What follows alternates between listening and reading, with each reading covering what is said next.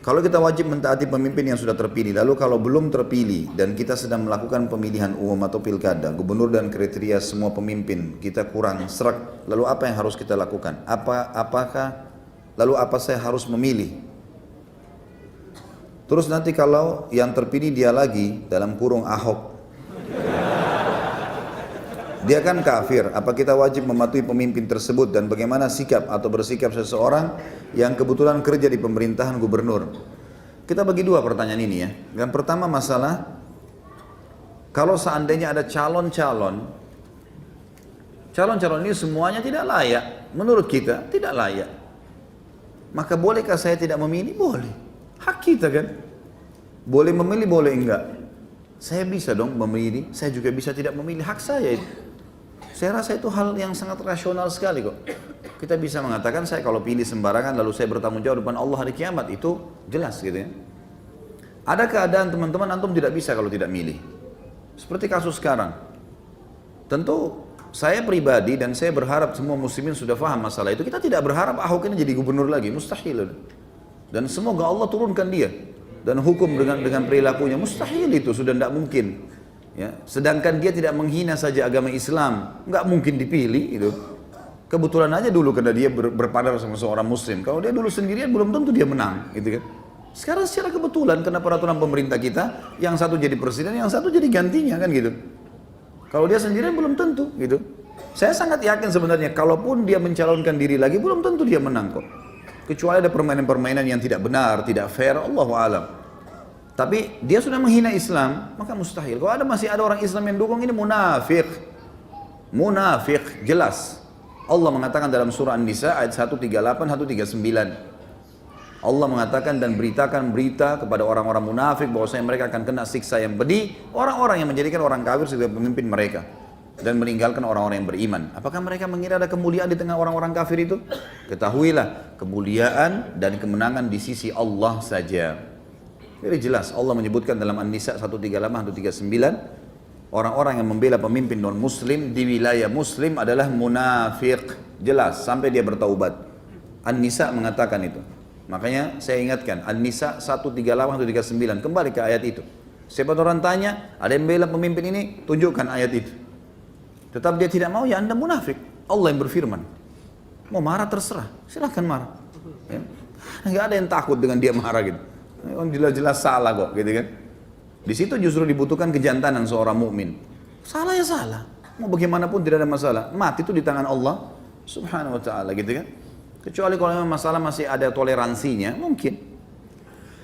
Nah kalau misalnya pemimpin itu dua-duanya Muslim, kemudian memang kita tidak serak, ya sudah hak kita.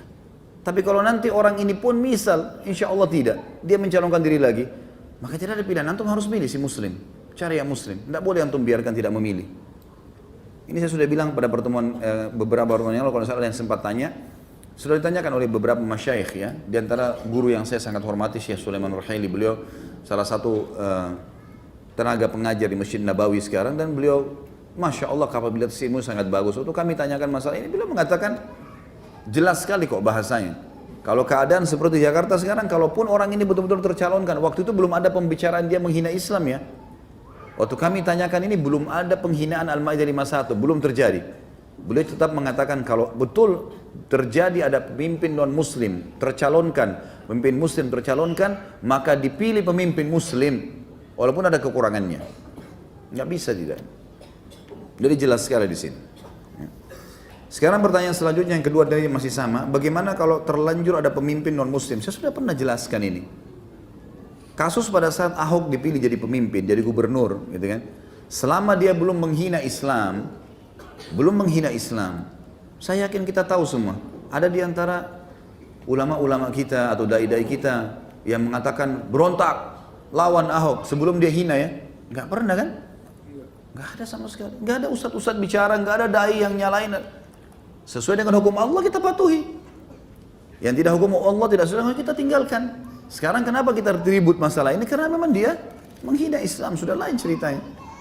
Jadi kalau ada pemimpin non-muslim, baik itu dengan cara penjajahan, seperti waktu Belanda datang merampas Indonesia, gitu kan? Kita nggak punya kekuatan untuk melepaskan diri. Suku Tatar, waktu datang menghancurkan khilafah Abbasiyah di Irak, membunuh banyak muslimin, banyak ulama, buku-buku semua dibuang di lautan, ya, sampai lautan itu berubah menjadi warna tinta semuanya, gitu kan. Kemudian banyaknya bangkai kaum muslimin yang dibunuh sampai puluhan ribu pada saat itu, dan mereka berkuasa. Maka tidak ada kekuatan kaum muslimin pada saat itu, dibiarkan mereka memimpin. Tapi kita berusaha, tentu kita berusaha maksimal untuk bisa, ya, mendapatkan pemimpin yang muslim. Tapi kalau sudah terlanjur atau kita berada di, baik itu dengan cara penjajahan atau misalnya kayak gini sekarang kasus Ahok di Jakarta, kena sistem yang muslimnya jadi presiden, dianya langsung jadi, selama dia tidak buat masalah ya sudah, tunggu sampai jabatannya selesai.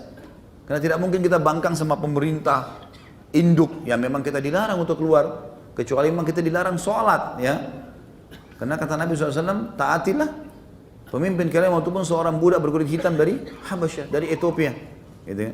Walaupun pundakmu dipukul, ya, hartamu diambil, kalau selama dia pemimpin yang induk, ya, kalau kita bicara masalah presiden dan seterusnya ini atau raja, kita patuhi, gitu ya. Selama dia tidak melarang kita sholat. Kalau sudah melarang sholat sudah lain ceritanya. Allahu a'lam. Ya.